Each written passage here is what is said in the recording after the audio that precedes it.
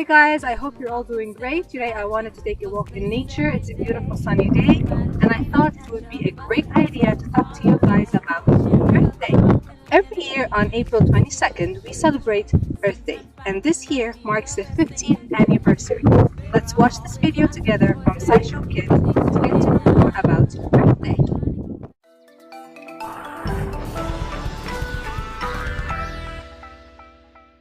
Happy Earth Day, everyone! Earth Day is a special day celebrated all over the world on April 22nd every year. On Earth Day, people come together to learn about how we can protect the environment and keep Earth clean and healthy. The reason it's important to protect the environment is that we share the Earth with lots of amazing plants and animals. And some of the things that we do, like chop down trees, generate electricity, and drive cars, can affect the places those plants and animals live. Sometimes we can affect those places so much that animals have a hard time finding food and shelter or having babies, and they become endangered. Here's some information about a few of those endangered animals and what we're doing to help them. What do pandas, orangutans, rhinos, and gorillas have in common? Aside from being animals that you probably only see at the zoo, these animals are all endangered. Scientists say that an animal is endangered when there aren't many of them living in the wild anymore. And any kind of animal can become endangered: birds, insects, reptiles, and of course, mammals. For example, meet the Amur leopard. This kind of leopard lives in a small area in Eastern Asia, and there are only a very few of them left in the wild. Scientists think that, not counting the ones in zoos, there are only about 60 Amur leopards on the entire planet, so they're definitely endangered. But how do animals become endangered? There are a few good answers to that question, but probably the common cause of animals becoming endangered is when they lose too much of their habitat. An animal's habitat is the place where it lives. That's right, Squeaks. An animal's habitat is its home. It's where an animal can get all of the things that it needs to stay alive. Animals need things like enough food to eat, clean water to drink, air to breathe, space to move around, and shelter. Plus, mother animals need a safe place to lay their eggs or to have and raise their babies. So habitats can be very different for different kinds of animals. One animal's habitat might keep it dry and warm. For another, it might help an animal stay cool, wet, and well hidden from predators. An animal's habitat might be large or it might be very small. But there's one thing that all habitats have in common: they can only support so many animals. If a habitat starts to get smaller, that means that fewer animals can live in it. This is what happened to the Amur leopard. Its habitat used to be a lot bigger, but people started to cut down trees in the forest where the leopard lived to use for lumber and to make space to build houses. So over time, the leopard's habitat got smaller and smaller. The leopards started to have a hard time finding enough food and finding enough safe spaces to raise their cubs. So after a while, there were fewer and fewer Amur leopards in the wild, until there were so few that scientists said that this kind of leopard was endangered. Pollution can also change an animal's habitat. Pollution is anything that makes the earth unhealthy, like litter and trash or the dirty smoke that comes out of cars and power plants. Pollution can also prevent the eggs of certain kinds of birds, fish, reptiles, and amphibians from hatching. Pollution changed the habitat of a bird called the brown pelican. The brown pelican lives near the ocean where it eats fish, and about 70 years ago, people sprayed a chemical around to try and get rid of pesky insects like mosquitoes. But the chemical polluted the water in the brown pelican's habitat. Some pollution ended up in the fish that the pelicans ate, which made the birds sick and kept many of their eggs from hatching. Soon, there were fewer pelicans. For a while, the brown pelican was endangered, but scientists and other people solved the problem. They told other people about the problem, and soon everyone stopped using the chemical, and the pelican's habitat became clean again. More baby pelicans began to hatch, and in most places, the brown pelican is no longer endangered. This big brown bird is a great example of what can happen when we find out that an animal is endangered. People can work together to try and clean up an animal's habitat if it's polluted. Or if an animal's habitat is getting too small, like the Amur leopard's forest, people can try to plant more trees to make the habitat bigger again. Now, you may not know it, but you're helping endangered animals right now. One of the best things that kids can do to help is to learn about animals that are endangered. You can also help out animals that live in your area by taking care of their habitats. That means doing things like recycling and throwing away garbage instead of littering, and working with other kids and grown-ups to clean up your neighborhood. neighborhood. Everyone deserves a clean and healthy habitat. There are lots of ways that we can pitch in and help the environment. One thing that you can do is find ways to make less garbage that ends up in a dump. And a great way to do that is by recycling. When you recycle things like plastic and paper, it gets taken away and made into new things instead of just being thrown in the dump. Here's how that works. Hey guys!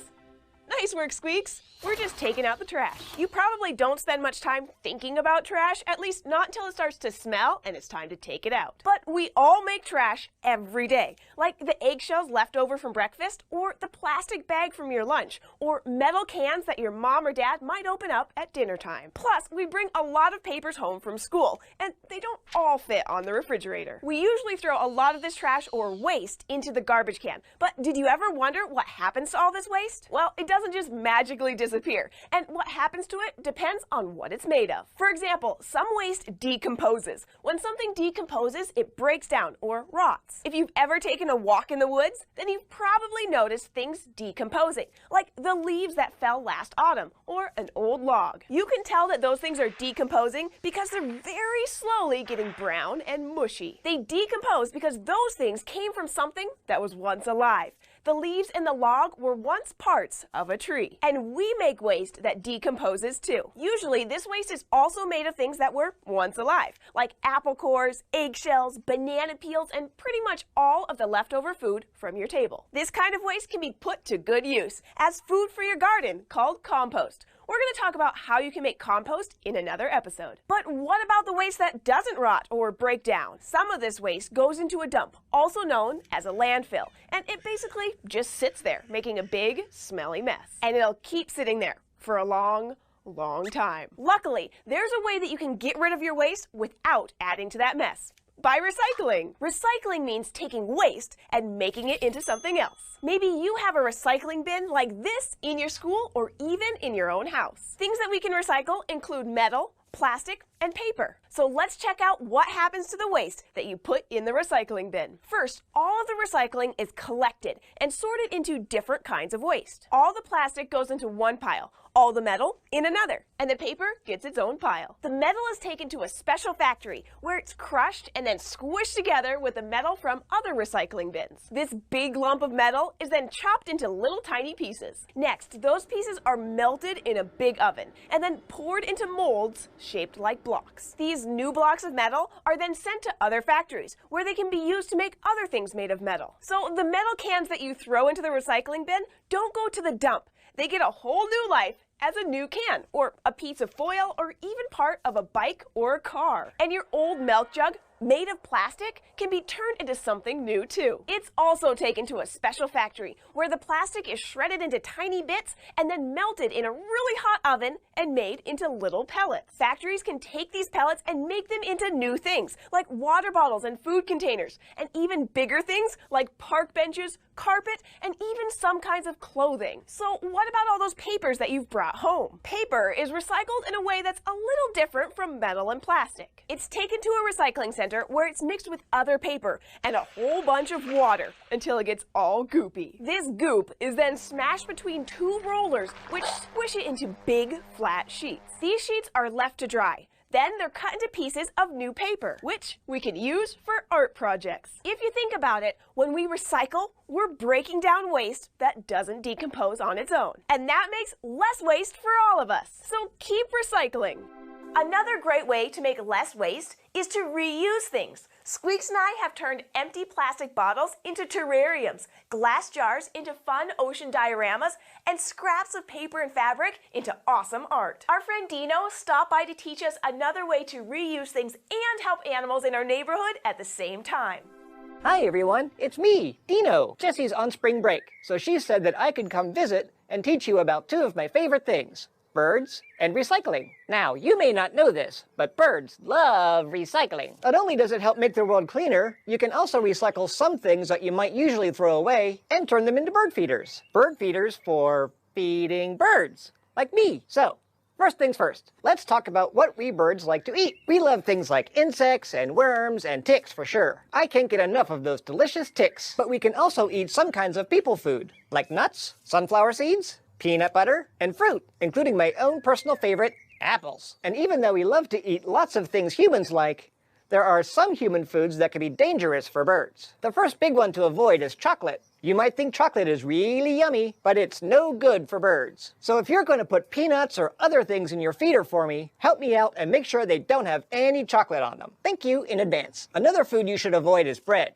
I mean, I'll eat it, but it doesn't really give me the nutrients that I need. Plus, it can attract mice and rats, and as good as I am about sharing, I do like to have my food all to myself. Now that we got our food basics down, let's make some bird feeders. This one is really fun and easy to make. All you'll need is a toilet paper roll, I said toilet paper, and also some string, some peanut butter, a butter knife or a spoon, a plate, and some bird food. And may I suggest my personal favorite, sunflower seeds? Yum, yum, yum. Now this might get messy, so make sure you're in a place where it's okay to make a mess. First, set out your plate and pour some birdseed on it. Set this aside for now. You'll use it later. Take some peanut butter and spread it all over your toilet paper roll. Yeah, you're on the right track. Next, roll your toilet paper roll across the birdseed until it's well covered. You're almost there, and I'm starting to drool. All you have to do now is pull your string through the middle of the roll. Then, just tie your bird feeder to a tree. That'll be a great place for me to take a quick snack break later. This next bird feeder is really fun because you can keep filling it up over and over. You'll need an empty plastic jug,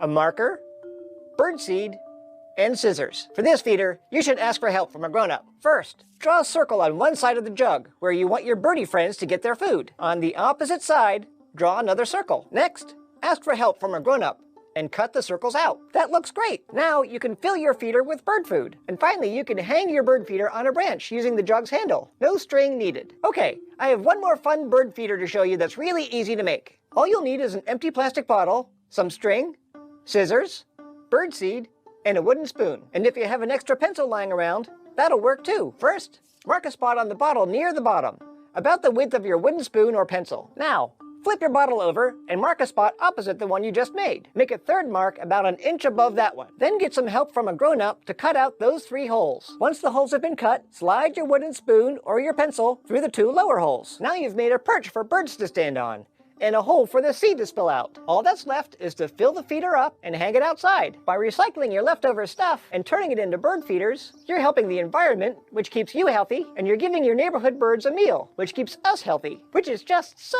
sweet of you. I hope you enjoyed this video as much as I did, and I would love to see you try making some bird feeders at home. It's one way of many to recycle and help keep our planet clean and the living things happy and healthy. Enjoy your Earth Day, and I hope to see you soon. Bye!